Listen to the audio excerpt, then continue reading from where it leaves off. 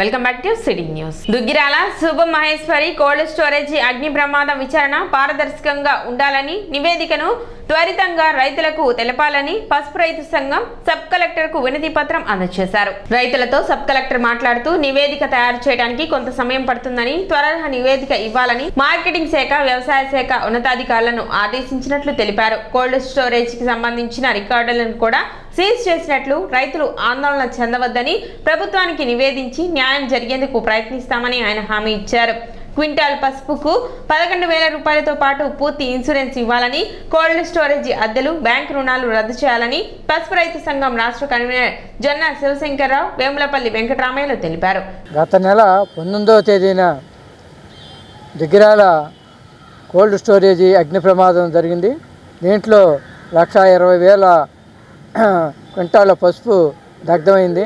ఈ దగ్ధమైన పసుపు సంబంధించిన రైతులు తమ ఆవేదన వెలిబుచ్చడానికి ఈరోజు సబ్ కలెక్టర్ గారిని కలవటం జరిగింది. ఈ యొక్క నివేదిక ఇంతవరకు రాకపోవటం, నివేదిక పారదర్శకంగా ఉండాలని, రైతాంగానికి ప్రస్తుత మార్కెట్ రేటుని ఇవ్వాలని కోరుతూ ఒక వినతి పత్రం ఇవ్వటం జరిగింది. జనవరి 19న దుగ్గిరాలో శుభం కోల్డ్ స్టోరేజ్ మహేశ్వరి స్టోరేజీ దగ్ధమైన పరిస్థితి మనందరికి విదితమే.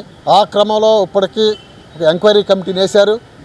ఆ కమిటీ రిపోర్ట్ ఇప్పటికి కూడా బయటికి రాలేదు. ఆ క్రమంలో రైతులు చాలా ఆందోళన చెందుతూ ఉన్న పరిస్థితులలో ఆ రోజు ఇన్సూరెన్స్ సుమారుగా 5,000 రూపాయలు చేశారని చెప్పేసి అధికార వర్గాలు చెబుతూ ఉన్న పరిస్థితులలో ఈరోజు మార్కెట్ రేటు 11,000 చిల్లర ఉన్నది. ఆంధ్రప్రదేశ్ రైతు సంఘటన మేము డిమాండ్ చేస్తూ ఉన్నది ఏంటంటే, ఈరోజు ఏదైతే మార్కెట్ ఉన్నదో ఆ మార్కెట్ రేటు ప్రకారము ఇన్సూరెన్స్తో సంబంధం లేకుండా కోల్డ్ స్టోరేజీ యజమానే బాధ్యత వహించి ప్రతి క్వింటాకి 11,000 రూపాయలు ఆయా రైతులకు చెల్లించాలని చెప్పేసి మేము డిమాండ్ చేస్తూ ఉన్నాం. ఆ క్రమంలో ఇవాళ సబ్ కలెక్టర్ని కలిసి రిప్రజెంటేషన్ ఇవ్వడం జరిగింది. కార్యక్రమంలో పసుపు రైతు సంఘం రాష్ట్ర కమిటీ సభ్యులు ములక శివసాంబిరెడ్డి, కాజా వెంకటేశ్వరరావు, టి రమాదేవి, భీమవరపు శేషరెడ్డి, ఎం చంద్రశేఖరరావు, బి సురేష్, ఎన్ సురేంద్ర, ఎం ప్రదీప్ రెడ్డి తదితరులు పాల్గొన్నారు. శుభమహేశ్వరి కోల్డ్ స్టోరేజ్ దుగ్గిరాల్లో దగ్ధమైంది. దానిలో 1,20,000 బస్తాలు ఉండి దాదాపు సుమారు 9,000 క్వింటాళ్ళు ఉంటుందనేది రైతాంగం అట్లా అధికారులు అంచనా. దానికి సంబంధించి ఇన్సూరెన్సు రకరకాలుగా చెబుతున్నారు. మొత్తానికి చేశారని చెబుతున్నారు, లేదు బిల్డింగ్ అది కలిపి కొంత చేశారని చెబుతున్నారు. ఏది ఏమైనా ఈ రోజున రైతులు ఆందోళనలో ఉన్నారు. ఈ రైతులు గ్రామాల వారీగా అక్కడక్కడ ఉంటుందో రైతుల్లో తగని ఎవరు సైతం సమాధానం చెప్పేవాళ్ళు కూడా లేక ఇంతవరకు ఏ సమాచారం లేదు. దాదాపు 25 రోజులు జరుగుతున్నా కూడా ఇంతవరకు ఎలాంటి సమాచారం లేదు. ఆ సమాచారం ఇవ్వాలని, అట్లాగే రైతుల లిస్టులు బహిర్గతం చేయాలని, ఇన్సూరెన్సు ఏ కంపెనీతో ఇన్సూరెన్స్ చేస్తున్నారనేది కూడా రైతాంగాన్ని తెలియజేయాలనేది ఈ గత నెల 19వ తారీఖు నాడు జరిగిన అగ్ని ప్రమాదం, ఆ రోజు తర్వాత ఏదైతే కోల్డ్ స్టోరేజ్ ఉందో ఆ కోల్డ్ స్టోరేజ్ యజమానికి కూడా అగ్నిమాపంలో తనకి దెబ్బలు తగిలియని, హాస్పిటల్లో ఉండడని, ఆ రికార్డుని బహిర్గతం చేయడం కుదరదు, ఆ రికార్డుని మేము స్వాధీనం చేసుకోవడం సాధ్యపడదని చెప్పి వారం 10 రోజులు కాలయాపన చేసిన క్రమంలో కలెక్టర్ని కలిసి ఈ విషయాలని చెప్పిన తర్వాత వెంటనే అక్కడి నుంచే ఫోన్ చేసి ఆయన ఆ రికార్డుని వెంబడే సీజ్ చేయమని చెప్పిన తర్వాత కూడా మధ్యలో 4 రోజులు ఆ రికార్డు జోలికి ఏమి వెళ్లకుండా ఉంది. 4 రోజులు ఆ రికార్డులో తారుమారులు జరిగినాయని రైతులు పెద్ద ఎత్తున ఆందోళన. పురపాలక సంఘ పరిధిలో జరుగుతున్న కులగణనకు ప్రజలు సహకరించాలని మున్సిపల్ కమిషనర్ శేషన్న తెలిపారు. రాష్ట్ర ప్రభుత్వం ఆదేశాల మేరకు చేపట్టిన కులగణన కార్యక్రమం పట్టణంలో 90% పూర్తయిందని, ఇంకా 10% పూర్తి కావాల్సి ఉందన్నారు. పురపాలక సంఘ సిబ్బంది ఇంటికి వచ్చినప్పుడు ప్రజలు వారి యొక్క సమాచారాన్ని అందించాలని విజ్ఞప్తి చేశారు. డేటా మొత్తం ఆన్లైన్ చేసి సురక్షితంగా ఉంచడం జరుగుతుందని, ఎక్కడా బహిర్గతం చేయడం జరుగుదని, ప్రజలు ఎటువంటి అపోహలు పడకుండా పురపాలక సిబ్బందికి సహకరించి కులగణన కార్యక్రమం విజయవంతం అయ్యేలా చూడాలని కమిషనర్ శేషన్న విజ్ఞప్తి చేశారు. రాష్ట్ర ప్రభుత్వం వారు కులగణన కార్యక్రమాన్ని చేపట్టాలనేసి ఈ మధ్య జీవోలు ఇచ్చారు.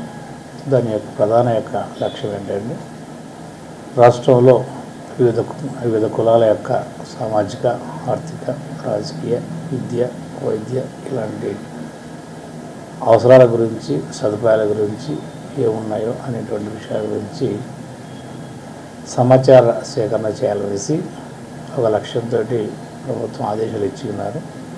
అందులో భాగంగానే రాష్ట్రంలో అన్ని పట్టణాలలో, అన్ని గ్రామాలలో ఈ యొక్క కులగణన అనేది జరుగుతూ ఉంది. మన పట్టణంలో కూడా ఇప్పటి వరకు సుమారుగా 90% వరకు కులగణన కార్యక్రమం అయింది. ఇంకొక 10% వరకు ఉంది. ఈ యొక్క క్రమంలో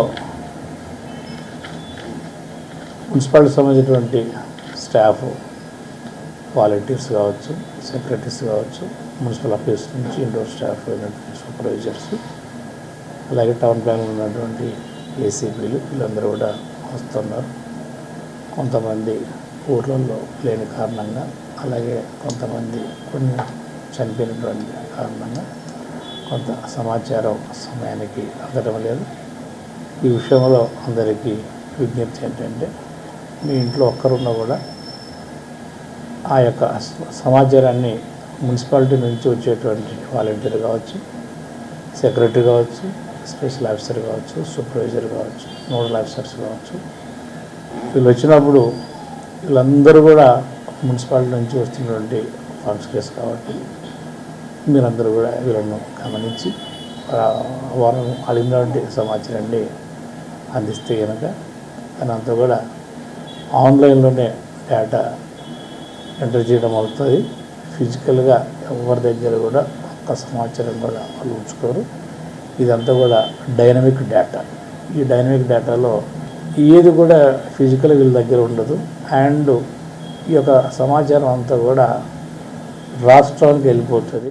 రాష్ట్ర ప్రభుత్వం ప్రతిష్టాత్మకంగా చేపట్టిన ఆడదాం ఆంధ్ర కార్యక్రమంలో భాగంగా జిల్లా స్థాయిలో జరిగిన క్రీడా పోటీల్లో తెనాలి మండలం క్రీడాకారులు ప్రతిభ కనపరిచినట్లు ఎంపీడీఓ కె శిల్ప తెలిపారు. ఆడదాం ఆంధ్ర కార్యక్రమంలో భాగంగా జిల్లా స్థాయిలో జరిగిన క్రీడా పోటీలకు తెనాలి మండలం నుండి 180 టీంలు పాల్గొనగా వాటిలో 3 టీంలు గెలుపొందాయి. మంగళవారం ఎంపీడీఓ కార్యాలయంలో గెలుపొందిన క్రీడాకారులను ఎంపీడీఓ శిల్ప అభినందించారు.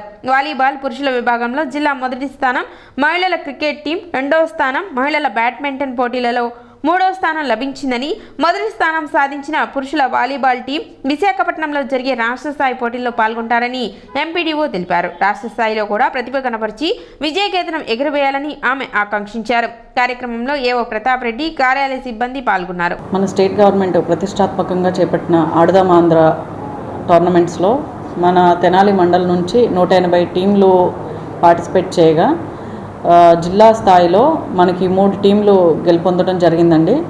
వాటిలో పురుషులు వాలీబాల్ వచ్చేసి ఫస్ట్ ప్లేస్ వచ్చింది జిల్లా స్థాయిలో. సో ఈ వాలీబాల్ టీం అనేది మనకి స్టేట్ లెవెల్లో జరిగే 9వ తారీఖున స్టేట్ లెవెల్లో వైజాగ్లో జరగబోయే గేమ్స్కి సెలెక్ట్ అవ్వడం జరిగింది. అలాగే 2వ ప్లేస్లో మనకి ఉమెన్ క్రికెట్ గెలుపొందడం జరిగింది. అలాగే 3వ ప్లేస్లో ఉమెన్ బ్యాడ్మింటన్ గెలుపొందడం జరిగింది. వీళ్ళందరికీ కూడా జిల్లా స్థాయిలో గెలుపొందారండి. అలాగే స్టేట్ లెవెల్లో జరగబోయే కార్యక్రమానికి మన వాలీబాల్ టీం ఖచ్చితంగా కప్ తీసుకురావాలని చెప్పి ఆశిస్తూ ఆ టీం అందరినీ కూడా అభినందించి విషెస్ చెప్పడం జరిగిందండి. స్థానిక కొత్తపేటలోని గర్ల్స్ హై స్కూల్ నందు విద్యార్థులకు ఉచిత కంటి వైద్య శిబిరం నిర్వహించారు. కౌన్సిల్ ఆఫ్ ఇండియా ఆధ్వర్యంలో నేత్రాలయ ఐ కేర్ వారి సహకారంతో వైద్య శిబిరం నిర్వహించారు. ఈ సందర్భంగా విద్యార్థులకు కంటి పరీక్షలు నిర్వహించి అవసరమైన మందులు అందజేశారు. కౌన్సిల్ ఆఫ్ ఇండియా అధ్యక్షులు పల్నాటి నాగరాజు కార్యక్రమాన్ని పర్యవేక్షించారు. కార్యక్రమంలో SK Saidavali, SK Subani, school HM Shanthakumari, drawing teacher Venkateswararao తదితరులు పాల్గొన్నారు. ఈరోజు ఏర్పాటు చేయబడిన Netralaya eye campaigning doctor Subani గారు వచ్చి మా స్కూల్లో కంటి ప్రాబ్లం ఉన్న పిల్లలకి ఐఎఫ్పి ప్యానెల్స్ క్లాస్ రూమ్లో కూర్చొని ఐఎఫ్పి ప్యానెల్స్లో లెసన్స్ చెప్తుంటే టీచర్స్ కొంచెం దూరంగా ఉండి కనిపించని పిల్లలకి టెస్టులు చేసి వాళ్ళకి కళ్ళజోళ్ళు ఇవ్వటానికి, ఇంకా అవసరమైతే ఏదన్నా ట్రీట్మెంట్ ఇవ్వటానికి ముందుకొచ్చినందుకు నాగరాజు గారికి అట్లానే ఈ నేత్రాలయ వాళ్ళకి కృతజ్ఞతలు తెలియజేసుకున్నాం. మేము ఎవరైతే ప్రభుత్వ పాఠశాల చదువుకుంటున్న విద్యార్థులు ఉన్నారో వాళ్ళకి కంటి వైద్య శిబిరం, ఉచిత కంటి వైద్య శిబిరం కండక్ట్ చేయడం జరిగింది. దీని యొక్క ముఖ్య ఉద్దేశం ఏంటంటే, మా అమ్మగారు కష్టపడి చాలా చదివించారు మమ్మల్ని. అలాగే ఆవిడ ఎప్పుడు ఒకటి చెప్తూ ఉండేవాళ్ళు, మేము సంపాదించిన 10 రూపాయల్లో 1 రూపాయి పేదవాళ్ళకి పెడితే మంచిదయ్యా అని చెప్పేవాళ్ళు.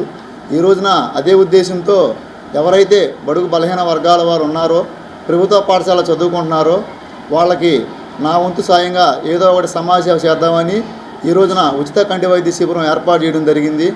అలాగే సమాజంలో ఉన్న పెద్దవాళ్ళు ఎవరైనా ఉంటే ముందుకొచ్చి మీ వంతు సాయంగా వాళ్ళకి, బడుగు బలహీన వర్గాల వాళ్ళకి ఏదైనా సాయం చేయాలని కోరుకుంటున్నాను. సిటీ న్యూస్ ముగించే ముందు ముఖ్యాంశాలు మరోసారి.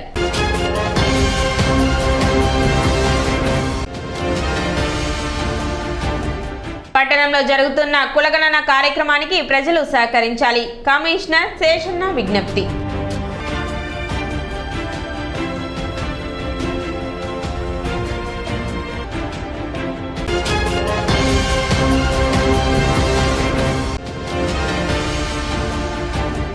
ఎనిమిదవ తేదీ కొలకలూరులో షర్మిల ఆధ్వర్యంలో జరిగే రచ్చబండ కార్యక్రమాన్ని విజయవంతం చేయాలి. జిల్లా PCC working president Mastanvali.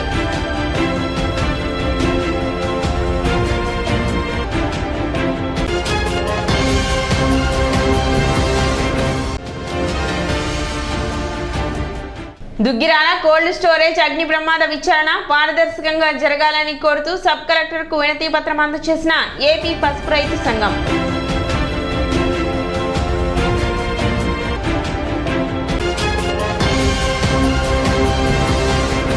City news ఇంతటితో సమాప్తం. నమస్కారం.